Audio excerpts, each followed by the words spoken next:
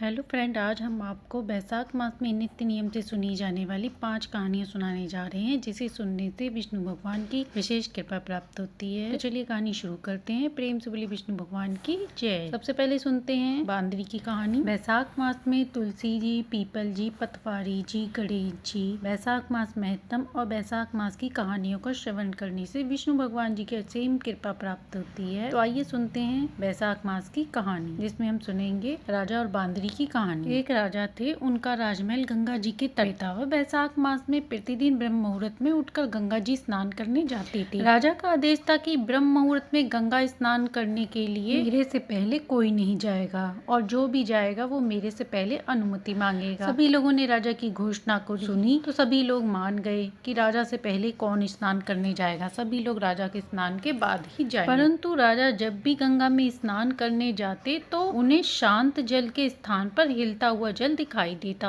तो राजा को संदेह हो जाता कि निश्चय ही मुझसे पहले कोई प्रतिदिन गंगा जी में स्नान करता है। पता लगाने के लिए राजा ने नदी के तट पर पहरेदार बिठा दिए। नदी के तट पर एक वृक्ष था, उस पर एक बंदरिया रहती थी। वह प्रतिदिन राजा के स्नान से पहले स्नान करके वृक्ष पर बैठ जाती। इस प्रकार होते होते पूरा बैसाख खत्म होने को था। पहरेदार राजा से पहले स्नान वाले को नहीं पकड़ पाए, परंतु राजा ने पहरेदारों को बैठाए रखा। आखिरी दिन राजा के पहरेदारों ने देख लिया कि राजा के स्नान से पहले बंदरिया पेड़ से उतरकर स्नान करके और वापस पेड़ पर चली जाती है। तब सिपाहियों ने उस बंदरिया को पकड़ लिया और ले जाकर राजा जी से कहा कि यह आपके स्नान से पहले रोज गंगा में स्नान करके चली जाती है। उधर राजा ने प्रतिज्ञा कर रखी थी कि जो भी स्त्री मुझसे पहले गंगा में स्नान करेगी तो मैं उससे विवाह कर लूंगा, क्योंकि ज्योतिषियों ने उससे कह रखा था कि आपका उत्तराधिकारी उस स्त्री से जन्म लेगा जो आपसे पहले गंगा स्नान करेगी। अब राजा को अपनी प्रतिज्ञा के अनुसार उस बांदरी से विवाह करना पड़ा। अब राजा जब भी बांदरी के कक्ष में जाता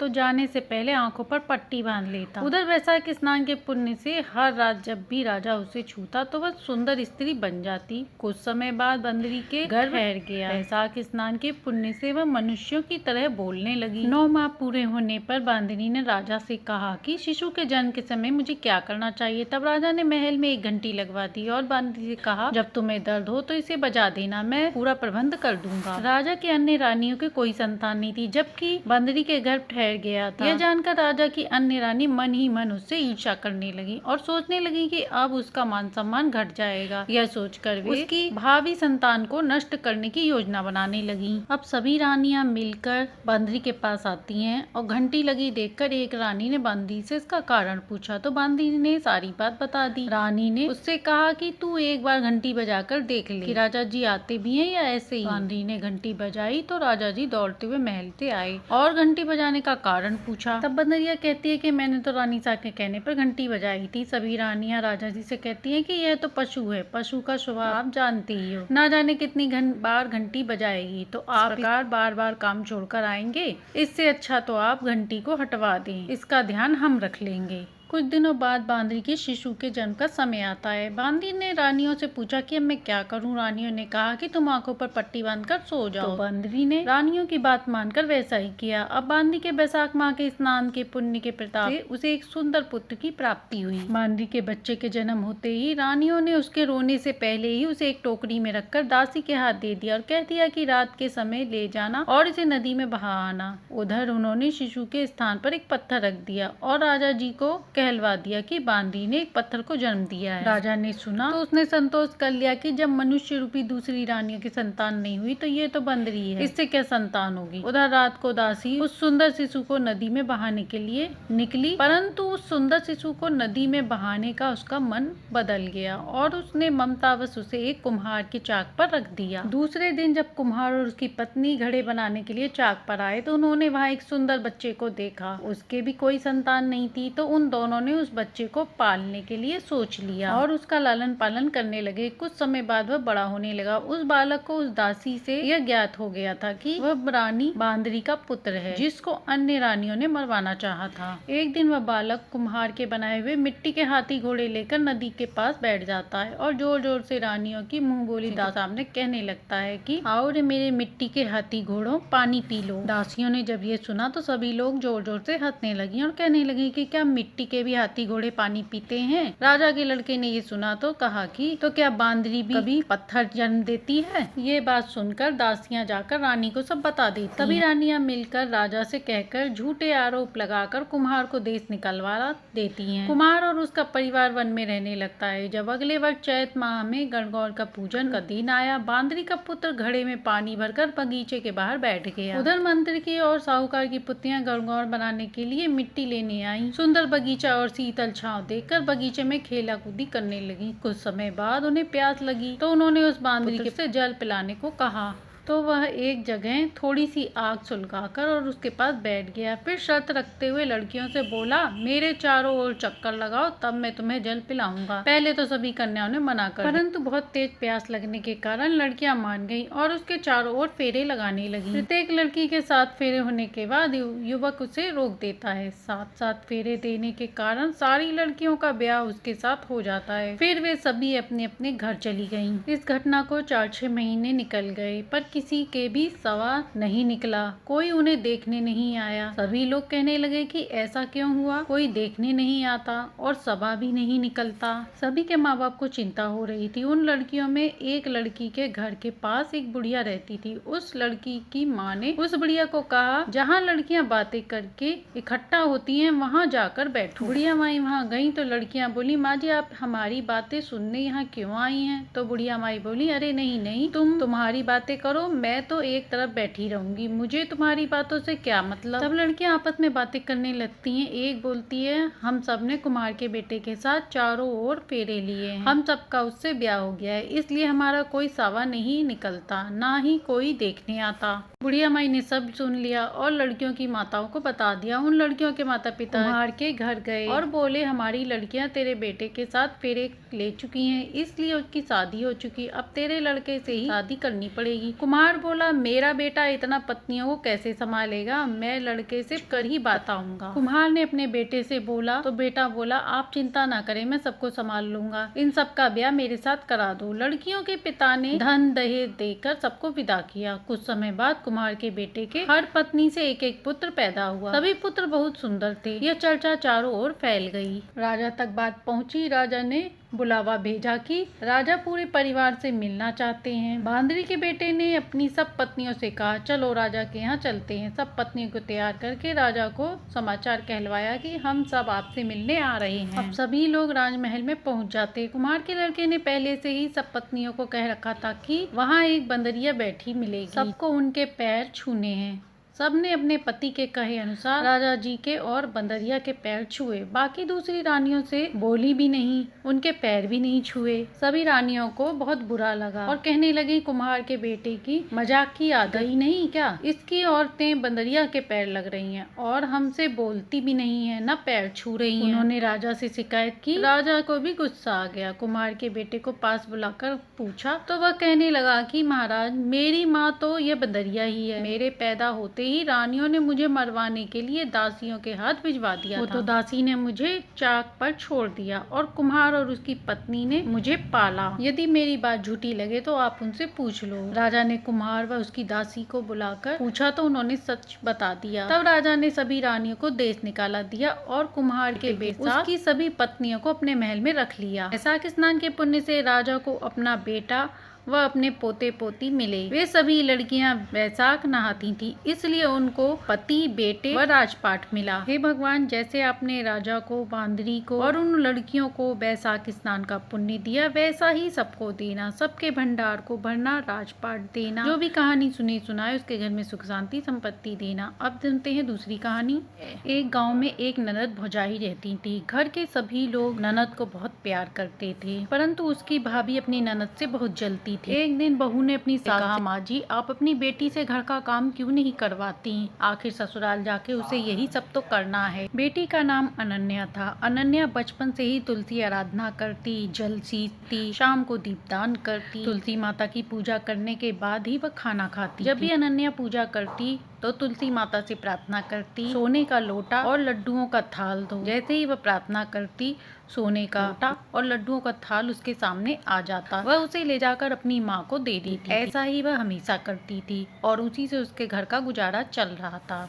धीरे धीरे अनन्या बड़ी होने लगी। एक दिन उसकी माँ ने अपने बेटे से कहा कि बेटा, अनन्या बड़ी हो गई है, अब उसके लिए योग्य वर की तलाश करो। तब उसकी भाभी बोली कि मेरे जान पहचान में एक लड़का है, अनन्या की शादी उसके साथ कर दिया जाए, वो बहुत अच्छा है। वो लोग बहुत गरीब थे। ये बात छुपाकर भाभी ने शादी करवा दी। विवाह होने के बाद अनन्या अपने ससुराल गई और उसका नियम वैसे ही था। उसने ससुराल में पहले दिन ही अपनी सास से कह दिया कि माँ जी, मैं तुलसी पूजन करके ही भोजन ग्रहण करती हूँ। तब उसकी सास ने कहा कि हमारे यहाँ तो तुलसी का पौधा नहीं है, तुम अपनी नंद को ले जाओ और पड़ोस में तुलसी का पौधा है, वहाँ पूजन करके आ जाओ। अब अनन्या अपनी नंद को लेकर तुलसी जी के पूजन करने पड़ोस के यहाँ गई। वहाँ पर भी उसने वैसे ही पूजन किया और सोने का लोटा और लड्डुओं का थाल मांगा। वैसे ही उसके सामने सोने का लोटा और लड्डुओं का थाल आ गया। उसने वह सोने का लोटा और लड्डुओं का थाल अपनी पड़ोसन को देकर पैर छू लिया। उसकी पड़ोसन ये देखकर बहुत खुश हुई और उसने कहा कल फिर आना। जब अनन्या घर आई तो उसकी नंद सारी बात अपनी माँ बताई। जब माँ को पता चला तो ये बात उसे बड़ी खराब लगी। अगले दिन अनन्या फिर से जाने लगी तो उसकी सास ने कहा कोई पूजा वूजा करने जाने की जरूरत नहीं है, घर का काम करो। अब वह उदास होकर घर का काम करने लगी, क्योंकि उसका नियम था कि तुलसी सींचने के बाद ही वह कुछ ग्रहण करती थी। जब उसने तुलसी सींची ही नहीं थी तो वो भोजन भी नहीं कर पाई। ऐसा करते करते उसे 2-3 दिन हो गया और वह भूखी प्यासी ही रही। रात में तुलसी माता ने उसे सपने में दर्शन दिए और कहा कि अब तू मुझे तो सींचती नहीं है, ना ही दीपक जलाती है, मेरी पूजा पाठ भी नहीं करती हो। तब अनन्या ने कहा कि माँ जी, मेरे यहाँ तुलसी का पौधा नहीं है, इस कारण मैं पूजा नहीं कर पाती। तब तुलसी माता ने कहा उठो और घर के आंगन में देखो।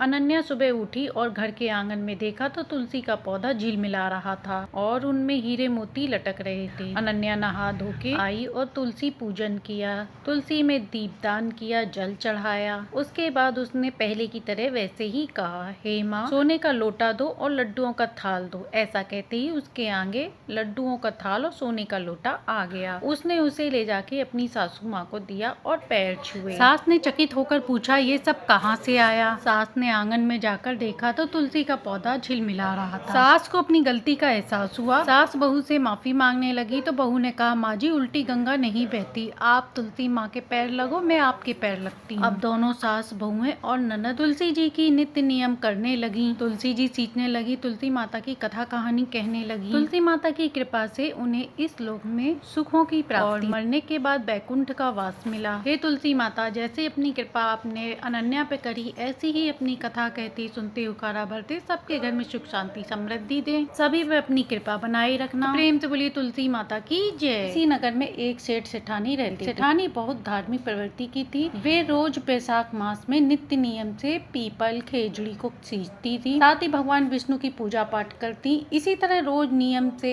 उनका पूजन करती, दिया लगाती, परंतु उनके कोई संतान नहीं थी, जिससे वह बहुत दुखी रहते थे। इधर सेठ सेठानी की उम्र बढ़ती जा रही थी। सेठ जी चिंता में पड़ गए थे। तब एक दिन सेठानी ने एक दाई को बुलाया और उससे कहा कि सेठ जी से कहने की सेठानी पेट से हैं। दाई ने सेठानी के कहे अनुसार सेठ से वैसे ही कह दिया। 7वां महीना लगते ही उसने गोद भराई करवाई और कार्यक्रम रखा, पूरे गांव को बुलाया। उसने दाई से कह रखा था कि जब किसी के यहाँ चाहो तो उसे थोड़ी देर के लिए मेरे यहाँ लाकर रुला देना, मैं तुझे 9 लखा हार दे दूंगी। तो दाई हार के लालच में मान जाती है। अब 9वां महीना पूरे होते ही एक दिन दाई ने किसी के यहाँ से बच्चा लाकर, जो अभी हुआ ही था, सेठ जी के यहाँ रुला दिया और सबको उसकी आवाज सुना दी। और इसके बाद पूरे गांव में कह दिया सेठानी के बेटा हुआ है। अब ये एक बात पूरे गांव में फैल गई कि सेठानी के बच्चा हुआ है। अब बच्चे के जन्म के 1.25 महीने होते ही सेठानी ने जलवा चूड़े का कार्यक्रम रखा और उसमें बच्चे के स्थान पर कटार को रखा।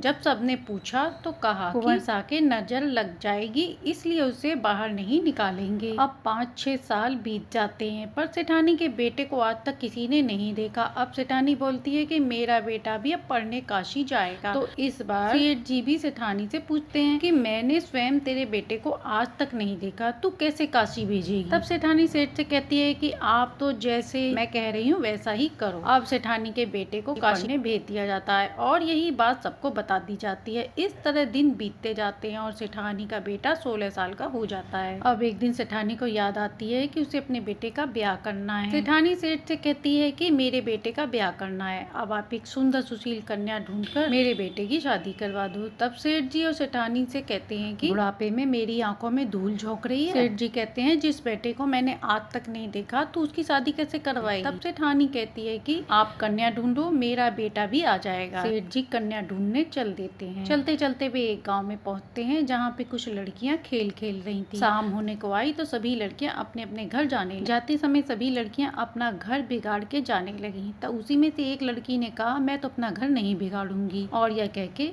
वो अपने घर की ओर चल दी। सेठ जी को वह लड़की बहुत समझदार लगी और सेठ जी उसके पीछे पीछे चल दिए। पीछे पीछे चलते चलते वह उसके घर तक पहुंच गए। घर पे पहुंचकर उसके पिता से शादी की बात की। उसके पिता को लगा कि सेठ जी स्वयं मेरे घर आए हैं, पैसे वाले हैं, इसलिए उसने शादी तय कर दी। जब सगाई की रस्में शुरू होती है तो सेठानी बहाना बना देती है कि अभी लड़का काशी से आया नहीं, इसलिए कटार के साथ सगाई की रस्म पूरी कर। इसी तरह शादी भी कटार के साथ फेरे करके करवा दी जाती है। अब नई बहू ससुराल में आ जाती है। अब एक दिन उसकी पड़ोसन ने उसको ताना मारती हुई कहती है खाड़िया की बहू। तब बहू पड़ोसन से पूछती है आपने ऐसा क्यों कहा। तो पड़ोसन कहती है कि तूने आज तक तेरे पति को देखा है क्या। तो बहू ने मना कर दिया कि हाँ मैंने भी नहीं देखा। तब वह सास के पास जाती है और सास से पूछती है कि मेरे पति कहाँ हैं, वे कब आएंगे। तो सास उसे प्यार से समझाते हुए कहती है कि बेटा वो काशी पढ़ने गया है, जब पढ़ाई पूरी कर लेगा तो आ जाएगा। सास उसे पड़ोसन से बात करने से मना कर देती है। अब सास जब भी दिन में मंदिर भजन कीर्तन जाती तो बहू का मन लगा रहे,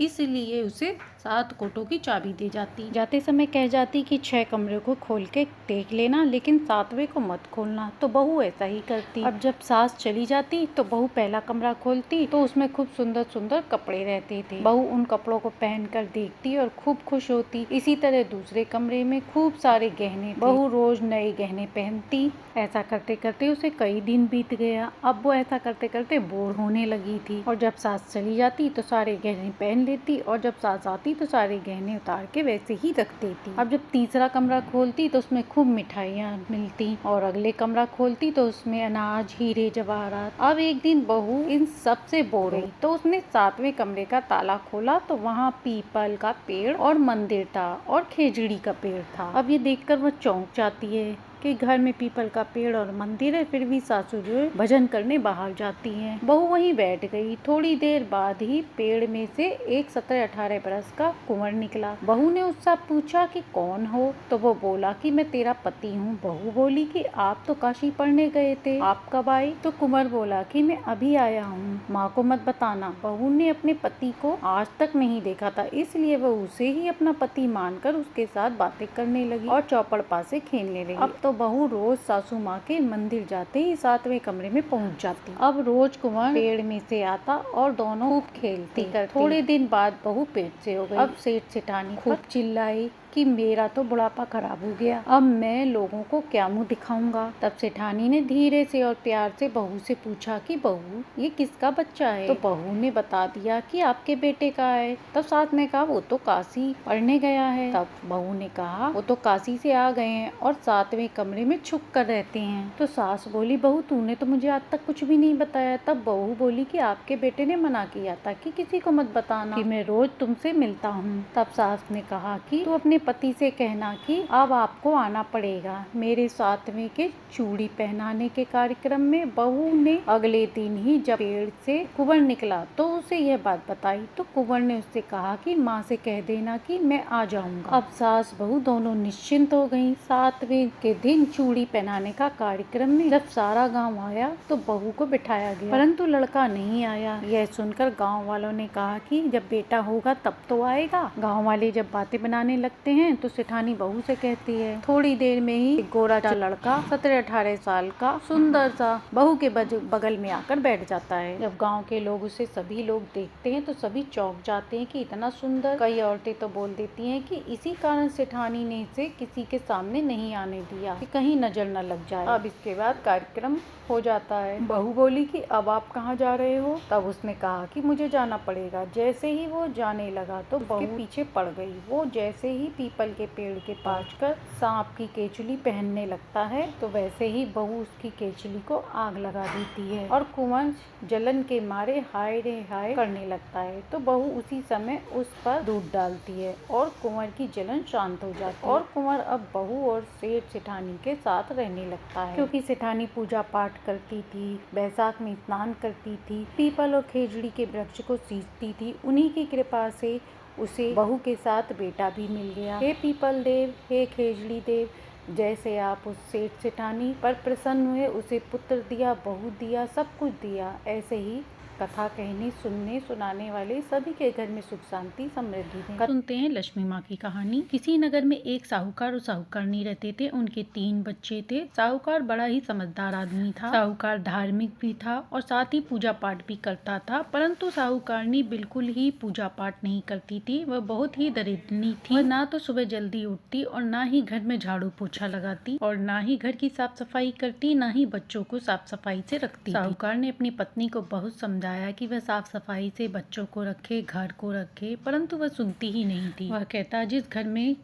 गंदगी रहती है वहाँ लक्ष्मी जी का वास नहीं होता और ना ही उस घर में कभी बरकत होती है और घर बीमारी का ढेर बना रहता है। इसी के साथ साथ अन्न धन की भी कमी रहती है। लेकिन उसकी पत्नी पर अपने पति की बात का कोई भी असर नहीं पड़ता था। वह बड़ी ही आलसी और सुस्त प्रवृत्ति की थी। एक दिन वह शाम के समय पंचूनी की दुकान पर गई। ये कहानी उस जमाने की है जब घर में न पानी आता था, न लाइटें होती थी। उस जमाने में जब रात में कहीं जाना होता था तो लोग लालटेन लेकर ही जाती थी। तब साहूकारनी भी लालटेन लेकर सौदा खरीदने जा रही थी। क्योंकि साहूकार पूजा पाठ करता था, इसलिए माता उससे प्रसन्न थी। इसलिए माता उसकी पत्नी को सुधारना चाहती थी। माता जानती थी कि उसकी पत्नी अच्छी है, परंतु वह बड़ी सुस्त और आलसी है। अगर मैं इसे समझाऊंगी तो ये जरूर समझ जाएगी। तब माता लक्ष्मी ने एक बहुत सुंदर महिला का रूप बनाया और साहूकारनी के पीछे पीछे चलने लगी। तभी माता लक्ष्मी ने उस औरत के भेष में आकर साहूकारनी से कहा, तुम इतनी रात में कहाँ जा रही हो? बहन, मुझे भी जरा लालटेन की रोशनी दिखा दो। तब साहूकारनी ने कहा, हाँ बहन आओ, तुम भी मेरे साथ चलो। तब साहूकारनी ने कहा, बहन तुम कौन हो? पहले तुम्हें कभी गाँव में नहीं देखा। तब माता लक्ष्मी ने कहा, मैं शहर से यहाँ अपनी बहन के पास आई हूँ। इस तरह दोनों आपस में बातें हुए करते आ रही थी। बातें करते करते ही दोनों में दोस्ती हो गई। तब माता लक्ष्मी ने कहा, बहन क्या तुम मुझे अपने घर नहीं बुलाओगी? तब साहूकार की पत्नी बोली कि बहन तुम कल सुबह 10 बजे के बाद मेरे घर आ जाना। तब तक मेरे पति भी काम पर चले जाएंगे। हम दोनों सहेलियां बैठकर खूब सारी बातें करेंगे। दूसरे दिन माता लक्ष्मी 10 बजे के बाद चंदा के घर पहुंची। घर की दुर्दशा देखकर